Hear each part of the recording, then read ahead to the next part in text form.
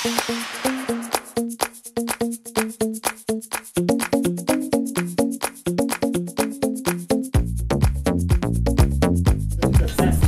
so we've got, this is wild rice, and basically all you have to do, you don't have to cook it. It's what they call is bloomed rice. You just soak it overnight and it pretty much blooms. It like breaks open and it's digestible. So it's easy to chew and it tastes almost like it's already been cooked. So it's one of the best cooking tips I've ever got. Ever since you started that when you did your Thanksgiving sides, I think last year. Yeah. It holds up for so much longer, and like in soups, it doesn't get all soggy. It's just, it's amazing, and it's got just such a nice crunch to it versus when you cook it for so long. So it's absolutely amazing, and you don't need to refrigerate it. Yeah, I just put it out on my cupboard or my countertop and let it soak overnight. So. And when I talk when I mention that to other people, they'll say, "Oh, you know, like I remember my mom did that in the 40s and the 50s." Oh, really? And that's, you know, or my grandmother did that. That's the way they used to always do it. Very cool.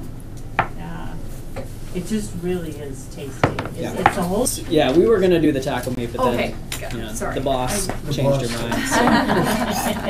mind. So instead of the avocado, which is one of my favorite, wild rice and the avocado mixture is one of my favorite things. But we're gonna do, so this is the cheese sauce that we just made before class.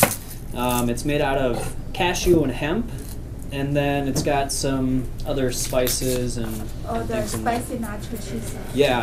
So this is gonna go in the taco salad, but we're also gonna now use it in this recipe as well. So I actually like to do more hemp than cashew. I like to stick more to the omega-3 side of the fats, and so hemp, chia, flax, those are all really good, so I try to stick to mainly those, but the cashew is more omega-6, so you can put it in. Most recipes that have cashew, I try to substitute hemp with that. So omega-3 fats are anti-inflammatory, and so they help us to buffer acids, and so omega-6 fatty acids, which are still needed, just kind of like our inflammatory response. Like if we cut ourselves, it's going to get inflamed. A little bit is necessary, but when it's over a long term and it becomes chronic, that's when we start to have issues. And so we want to try and really saturate our bodies with anti-inflammatory compounds like the omega-3s. And if you focus on omega-3, then you'll take care of your omega-6, because there's omega-3 and omega-6 in pretty much everything.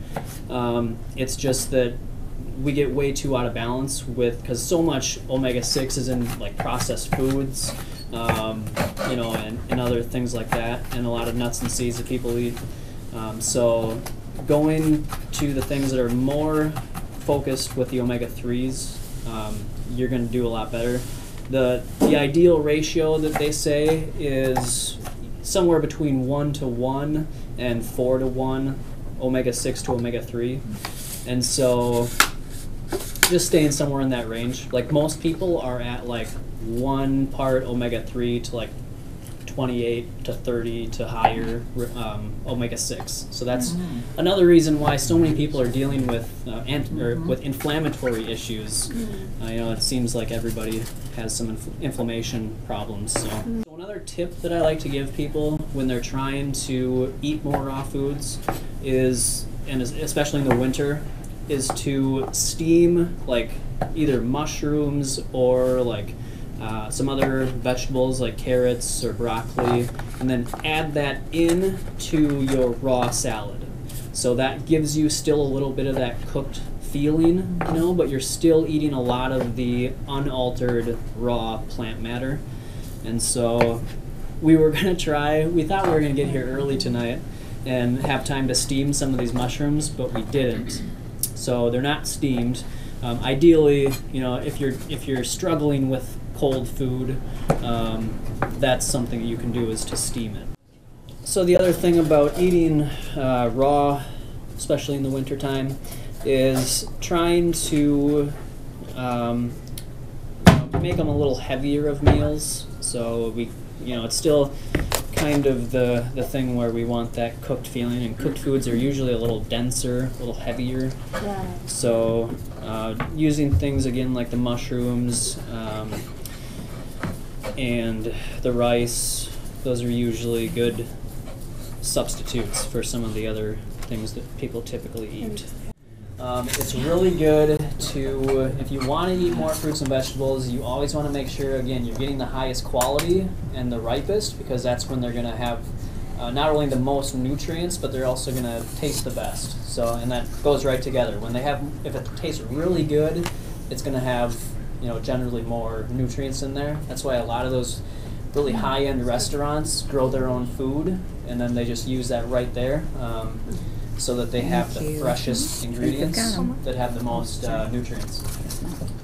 So if you shop around, I usually go to like 4 or 5 different grocery stores when I go grocery shopping.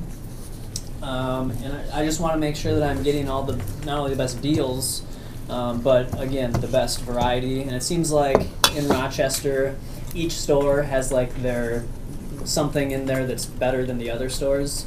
So it's good to make sure that you get around and just kind of scope out where the best produce is. Also, places like Asian markets have a lot of different varieties that we don't see in our just regular grocery stores, especially fruits. They've got some of the more tropical fruits. Farmers markets obviously is a really good option. Minneapolis has a really good farmers market, so that's something to definitely take advantage of. And then homegrown, if you can grow your own food, obviously that's the best. If we can grow our own food, and I think everybody should be at least growing something of their own. It really gives you that power back, that we don't have to rely on grocery stores and big companies to supply our food. So even things like sprouts, those are super easy. You can do them right in your kitchen. You don't need much space at all. Or if you can have like a little potted garden in the back or something like that, or in the windowsill. Online shopping is a good option for, I order my dates. I get big 11-pound boxes of dates that I order from a farm in California. Way cheaper than buying it at the store. The salad's really good. Yeah, thank you. Awesome. Yeah. So the cheese sauce, that's a good dressing. Yeah, I mean, you can pretty much... You can put it on anything, right? Yeah. Salad or how else would you use? Chips, whatever. Yeah, chips, veggie dip. Chips. Yeah, right. Yeah, you can pretty much use it for anything that you would use, like a cheese dip. Yeah. Wow. Yes. Yep. Yeah, it's super easy to make and fairly inexpensive, so... Alright, so I guess next we're going to make the orange ginger curry soup. And kind of the reason why I selected these recipes is because these different spices and herbs give a little bit of a heating sensation, like the cayenne pepper, ginger, curry. These are all like warming foods, so you can still eat fresh fruits and vegetables and still get a little bit of heat, and that kind of keeps people satisfied. So these are some other spices you could use: cinnamon, garlic, cumin, chili powder, steamed mushrooms again. Nuts and seeds give you that heavier sensation that you look for in like a dinner type meal, and sauces and dressings. And also, you could do herbal teas. Those are another great way to stay warm when it's cold out, is do some herbal teas that you brew up at home. I'm just going to chop this up. So this is just shredded carrots and daikon radish. And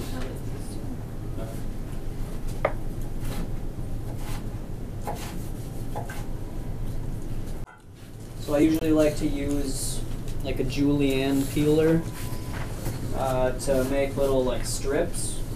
We just used a regular peeler, like a potato type peeler. Got a little bit of parsley. You can use fresh or dried. And then we've got some walnuts, and this is going to give it kind of that meatier, heavier consistency. I like to definitely have a little bit of texture in my soups. I don't really like just a liquidy soup. So So I like to add different things like chunky vegetables or some chunks of nuts or seeds. Yep, and walnuts are also a good, have a good ratio of omega-6 to omega-3. So another way to beat cravings that I've found personally is definitely staying hydrated. A lot of reasons why people mistakenly think they're hungry is because they're actually thirsty, but the reason for that is, again, fruits and vegetables are our natural, that's what we were meant to eat, and they contain a lot of water within them. So the body is telling you to eat because it's assuming you're going to get a lot of water in that food. But most people eat a lot of processed cooked foods, and so they keep, they're always thirsty / hungry. And so a good way to really think about what we were naturally meant to eat is if you can eat it directly from nature and it tastes good to you without you doing any sort of processing to it at all. So, I mean, I wouldn't see like a raccoon that got ran over. That wouldn't make me salivate, right? But if I walked by like a raspberry bush or like an apple tree, that would look appealing to me. It's got the colors on there. Our eyes are designed to catch colors, bright colors, and that's what fruits and vegetables are. Those antioxidants, those flavonoids, those are what draw us to it. And that's another, we don't produce vitamin C, we have to get it externally. So, and that's in the fruits and vegetables. So we don't have to do one thing, especially to fruits. We're actually classified as frugivores. We're not omnivores or carnivores. We don't have claws. We have perfect fingers for picking fruit. It tastes delicious to us right off the tree. We don't have to do anything to it. And it supplies us with all the nutrients and hydration and all those things that our body needs to function right. So that's a really easy way to kind of think about what our natural food should be. So just something to kind of keep in the back of your mind and just think about getting more fruits and vegetables into your diet. So again, for the cravings, the calorie-dense fruits like bananas, dates, mango, papaya, citrus, persimmons. A lot of people haven't had persimmons. Persimmons are so good. They're like, I never even know how to describe it. It looks like a little pumpkin. Yeah, it's like a little pumpkin, or like a little tomato and orange. Like a cinnamon flavored peach. Yeah, it's like a cinnamon. It's like a little custard pie type thing. It's amazing, yeah. So yep, Asian food stores usually have them. So if you keeping your stock of like fruits, always keep that full. You want to always have like that visual of a big thing of just beautiful fruits on your countertop. That's going to make you want to eat more of it. And it keeps you from going to some of like crackers or other snacking foods that we could be supplementing or replacing with fruits or other vegetables. Keeping unwanted foods out of the house, like if foods aren't going to be good for you, but you're kind of a little addicted to them, you might want to just not keep them in the house because you're almost always going to be attracted to those at some point. It's almost guaranteed. And then just know why. Like you got to find out why you want to be healthy, why you want to eat more fruits and vegetables. What benefit is that going to bring to your life? How can that improve your health or any other aspect? You just got to find out why it's important to you, and that makes it a lot easier to stick with the plan. And if you do, and bring your own, bring your own food, especially like family gatherings or things like that. I always bring my own food. And I bring more than what I can eat so that I can share it with other people. That's really what we do. We get together and we share food and have a good time. And so if you bring your own to share with everybody else, it makes it a lot easier, than just being separate from everyone. Yeah. I would stay completely away from oil. Oil is 100% fat. It's empty calories. There's no nutrition in it. It's just calories, and it's super calorie dense. It's the most calorie dense thing you can eat. And so it's super easy to start, especially for people that are like looking to lose weight or something. Oils is usually one of the big offenders that keeps them from losing weight because it doesn't add any volume to your stomach, and that's what causes you to stop eating. So you have that apostat that once your stomach gets so full, your brain knows to tell you you're done eating. You put in some oil and you all of a sudden have like quadruple the calories without any added volume. So just be careful if you're using oils. Keep your bodies insulin spike reaction for fruits if you don't travel with the protein or something. Yeah, really good question. So, and this goes against conventional, what we've all been taught. Yeah. So, it's actually the fat, saturated fat and cholesterol, actually, so it's called intramyocellular lipids, just a fancy name for fat within the cells. So the fat builds up in the muscle cells, and that prevents the insulin from basically opening the door to let the sugar out of the blood into the cell. So that is actually why. So I know type 1 diabetics that are fruitarians. They pretty much only eat fruit, some leafy greens and stuff, and that's controlling their blood sugar better than any, like the American medical associations. They do. Type 1 is tricky. Yeah. Type 2s, it's very common for people to reverse their type 2, completely get off insulin by going on a raw vegan or even just a plant-based diet, because you're getting rid of that saturated fat and cholesterol that's clogging up your cell receptors. So just out of curiosity, do you mix all your food this way?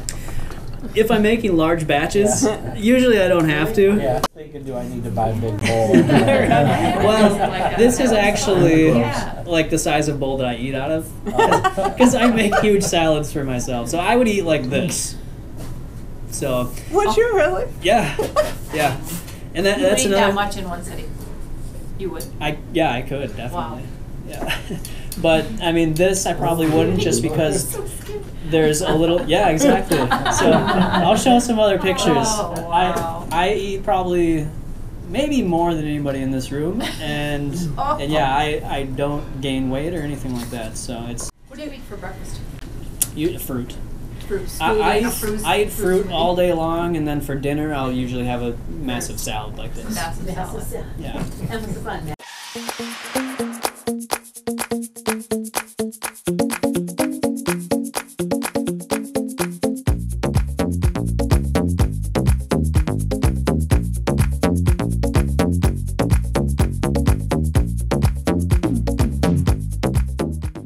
Detoxify your mind and body. Be the change you want to see. Small steps towards living better. Small steps to where I want to be.